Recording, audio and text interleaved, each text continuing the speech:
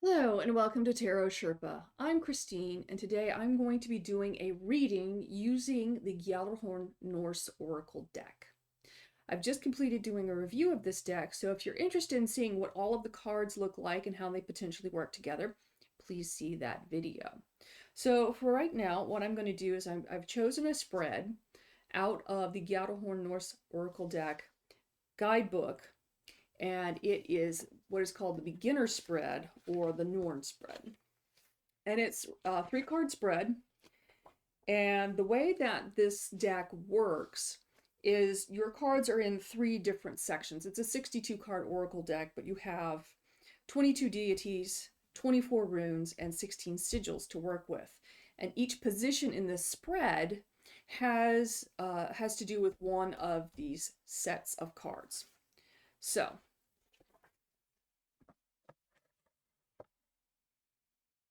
we're going to begin with the runes. So I'm going to set aside my deities and my sigils, and we'll begin with the runes. So I'm going to just give them a nice little shuffle here. And what the rune is for is, in this case, what are we asked to be let go of? What are we asked to be released? What's weighing us down?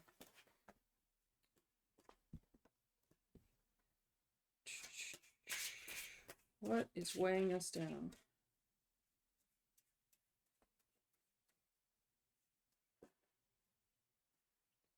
Yeah, cycle. So if you think about, we've just crossed into spring, and it's the beginning of a new cycle. We're at the beginning of the astrological new year, and it's a time for growth and renewal. So specifically from the Book of Runes,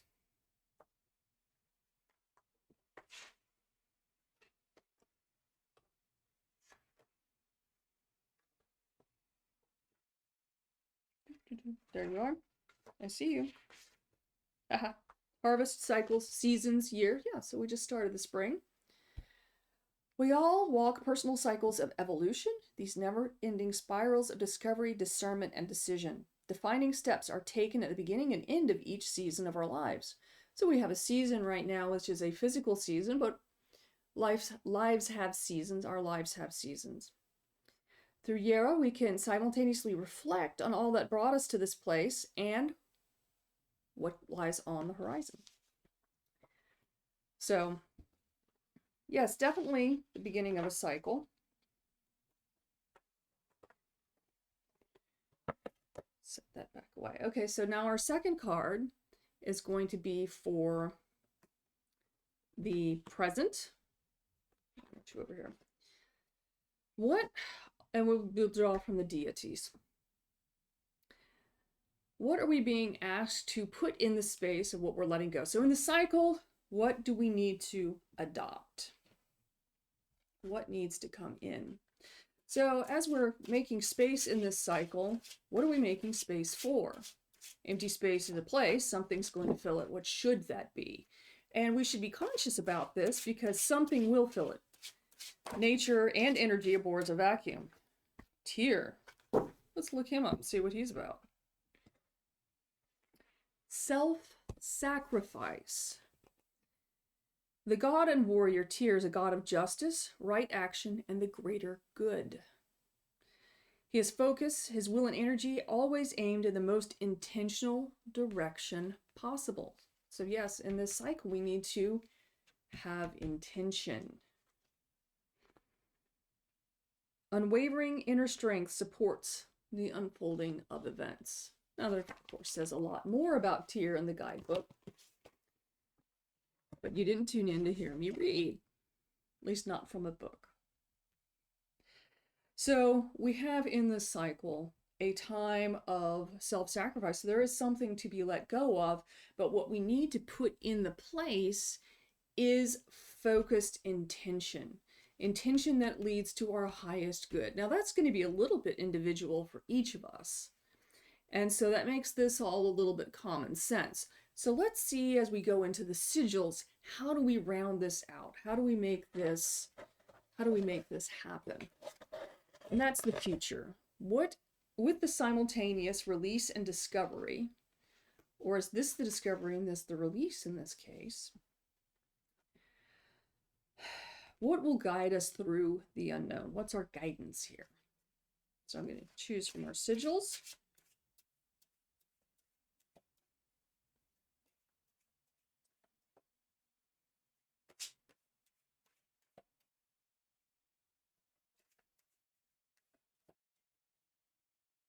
We'll go with L. Gjallarhorn. Title of the deck. So we'll go to the first of our sigils, Gjallarhorn.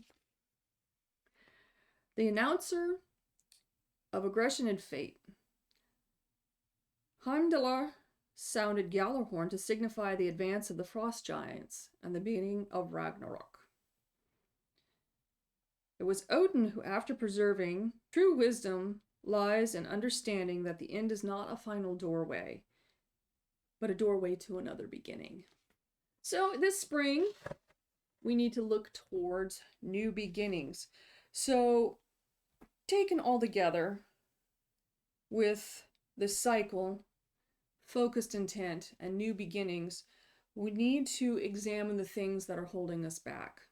We need to examine the things that limit us. Our self-limitations are probably our biggest enemy and the thing that we can do the most about.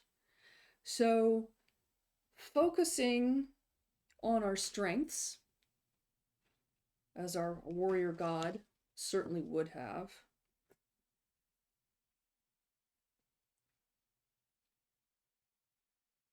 we can usher ourselves into a new era this spring, this cycle. Perhaps spring is a bit of an arbitrary cycle, but there is a method of, there is a means, there is a need to clear out. And that could be partly, doing some physical clearing, do your spring cleaning, get rid of the things that hold you down. If you've always had a dream to move somewhere else and take up a different job, it's hard to do that if you have a lot of possessions. So ditch your extraneous possessions and follow your dreams. Conversely, that's one pathway. Other pathways could be your self-limiting beliefs. You're thinking, I can't. I'd love to, but I can't.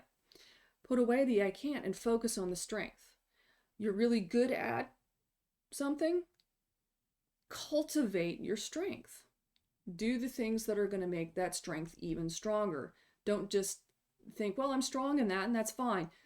Make it better. Continue, move forward. Usher in this new era. So this is really a very cyclical reading. You start out with a cycle, you focus on the intent and your strength. You usher in a new era, which becomes a new cycle, which you focus on your intention and your strength. So very nice little circle here. Good advice, but it also shows you how this particular deck of cards is used. And I find it to be a very, very powerful deck, actually. And it's very educational, as it gives you kind of an introductory to runes and what they mean, if that is not something you'd known before, which it was not something I'd known before I got this deck, as you can probably tell. So I hope that this helped you. If nothing else, it showed you how this particular card deck works. If you like this reading, please like. If you enjoy this type of content, please subscribe. And I thank you for watching. Bye for now.